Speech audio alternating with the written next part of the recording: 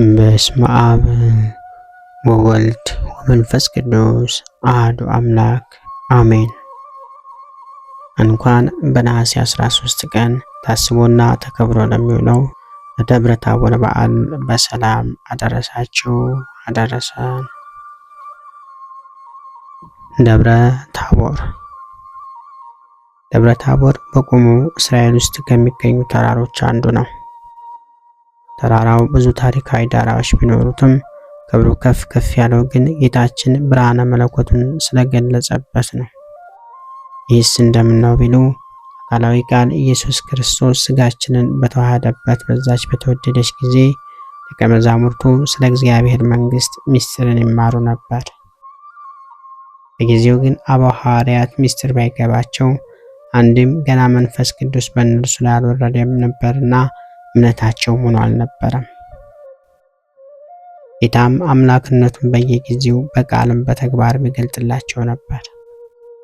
እርግጥ ያንን ነድ እሳት ሰማያት የማይችሉትን ግሩማዊ አምላክ በትሑት ስብዕና መመልከቱ ሊከብድ እንደሚችል መገመት አያዳግትም። ጌታችን ብዙ ተአምራትን በአምላካዊ ጥበቡ ሰርቷል። እጅግ ድንቅ ከሆኑት መካከል ደግሞ ቅድሚያውን ደብረ ታቦር ይይዛል። ጌታ ስለምን መለኮታዊ ክብርን በደብረ ታቦር ገለጸ ቢሉ አንደኛ ትንቢቱ ይፈጸም ዘንድ በመዝሙረ ዳዊት ምዕራፍ 88 ከቁጥር 12፣ ሁለተኛ ምሳሌ ይፈጸም ዘንድ ባርቅና ድቦራ በሲሳራ ላይ ድልን ተቀዳጅተዋልና፣ ሶስተኛ ሊቀ ነቢያት ሙሴ ልይህ ብሎ ከ1500 ዓመታት በፊት ጠይቆ ነበርና እርሱን ለመፈጸም፣ አራተኛ አንድነትን ሶስትነቱን ለመግለጽ፣ አምስተኛ ቤተክርስቲያንን በምሳሌ ለማሳየት፣ ስድስተኛ ተራራውን ለመቀደስ፣ ሰባተኛ የሐዋርያቱን ልብ ለማጽናት ወዘተ ናቸው። ነሐሴ 7 ቀን ጌታችን መድኃኒታችን ኢየሱስ ክርስቶስ ደቀ መዛሙርቱን ወደ ቂሳርያ ፊልጵዎስ ወስዶ የሰውን ልጅ ማን ይሉታል ብለው ጠይቋቸው ነበር። እነርሱም የራሳቸውን ሐሳብ የሌላ እያስመሰሉ አንዳንዶቹ ኤልያስ፣ አንዳንዶቹ ሙሴ፣ ሌሎቹም ከነቢያት አንዱ ነው ይሉሃል አሉት። ልብና ኩላሊትን የሚመረምር ፈጣሪ ነውና እናንተስ ማን ትሉኛላችሁ ቢላቸው ደንግጠው ዝም አሉ። የሃይማኖት አባት ባለበጎ ሽምግልና ቅዱስ ጴጥሮስ ግን በመካከላቸው ቆሞ አንተ ውእቱ ክርስቶስ ወልደ እግዚአብሔር ሕያው እግዚአብሔር አንድያ የባህሪ ልጅ ክርስቶስ አንተ ነህ አለው። በዚያን ጊዜ ቃለ ብፅዓን እና የመንግስተ ሰማያት መክፈቻ ሰጠው። ማቴዎስ ወንጌል ምዕራፍ 16 ከቁጥር 13።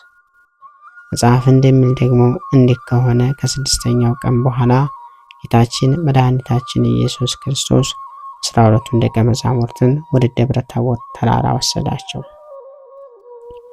9ኙን በእግረ ደብር ወይም ከተራራው ሰርትቶ 3ቱን ጴጥሮስን፣ ዮሐንስንና ያዕቆብን ይዟቸው ወጣ። እሊህ ሐዋርያ አዕማድ አርእስት ሐዋርያተ ምስጢርም ይባላሉ። ተራራው ላይ ሳሉም ድንገት የጌታችን መልኩ ከፀሐይ 7 እጅ አበራ፣ ከመብረቅም 7 እጅ አበረቀ። በኮነ ልብሱ ጸዓዳ ከመበረድ እንዲል በታቦር የተነሳው ብርሃነ ገጹ አርሞንኤም ደርሷል። ያንን ተመልክተው መቆም ያልቻሉትም ሐዋርያቱ ፈጥነው መሬት ላይ እንደ ሻሽ ተነጠፉ። በዚያች ሰዓት ሙሴ ከመቃብር ኤልያስም ከብሔረ ሕያዋን መጡ። አንዳንዶቹ ጌታ ነቢይ ብለውታልና ሎቱ ስብሐት ስለምን አንተን ነቢይ ይሉሃል? እግዚአ ነቢያት የነቢያት ፈጣሪ ነህ እንጂ እያሉ ተገዙለት፣ አመሰገኑት። ነገር ግን በቦታው ጸንተው መቆየት አልቻሉም። መለኮታዊ ብርሃኑ የሚበዘብዛቸው ቅዱስ ሙሴም ወደ መቃብሩ፣ ቅዱስ ኤልያስም ወደ ማደሪያው በድንጋጤ ሩጠዋል። በዚያች ሰዓት ሊቀ ሐዋርያት ጌታ ሆይ በዚህ መኖር ለእኛ መልካም ነው። በዚህ 3 ዳስ እንስራ፣ አንዱን ለአንተ፣ አንዱን ለሙሴ፣ አንዱን ለኤልያስ ብሎታል። ቅዱስ ጴጥሮስ ለራሱ ሳያስብ ለጌታና ለቅዱሳን ነቢያት ቤት እንዲሰራ በማለቱ ሲመሰገን፣ ጌታን የመጣበትን የማዳን ስራ የሚያስተው ጥያቄ በማቅረቡ ከድካም ተቆጥሮበታል። ለሁሉም ግን ሐሳቡ ድንቅና መንፈሳዊ ነው። እርሱ ይህንን ሲናገር መንፈስ ቅዱስ በደመና አምሳል ወረደና ከበባቸው።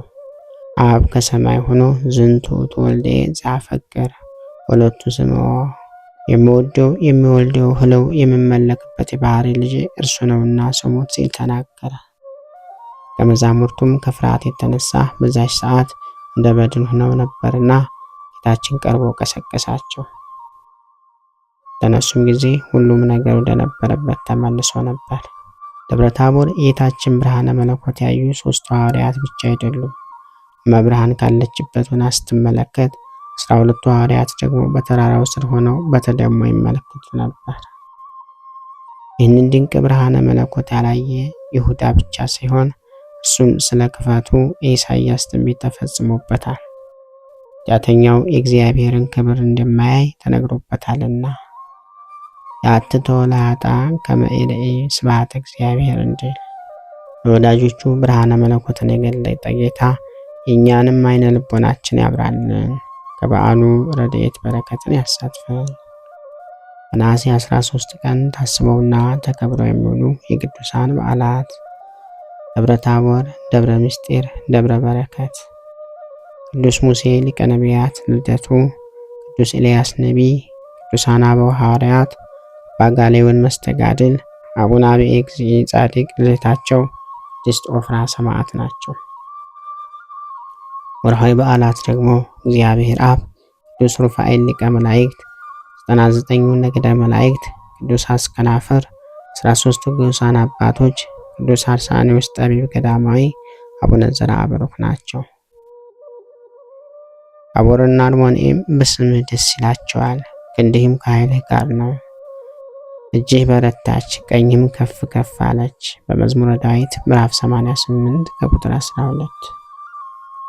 ከ6 ቀንም በኋላ ጌታ ኢየሱስ ጴጥሮስን ያዕቆብና ወንድሙን ዮሐንስን ይዞ ወደ ረጅም ተራራ ብቻቸውን አወጣቸው። በፊታቸውም ተለወጠ፣ ፊቱም እንደ ፀሐይ አበራ፣ ልብሱም እንደ ብርሃን ነጭ ሆነ። እነሆም ሙሴና ኤልያስ ከእርሱ ጋር ሲነጋገሩ ታዩአቸው። ጴጥሮስም መልሶ ጌታ ኢየሱስን ጌታ ሆይ በዚህ መሆን ለእኛ መልካም ነው። ብትወድስ በዚህ 3 ዳስ ለአንዱ ለአንተ፣ አንዱን ለሙሴ፣ አንዱን ለኤልያስ እንስራ አለ። እሱም ገና ሲናገር እነሆ ብሩህ ደመና ጋረዳቸው።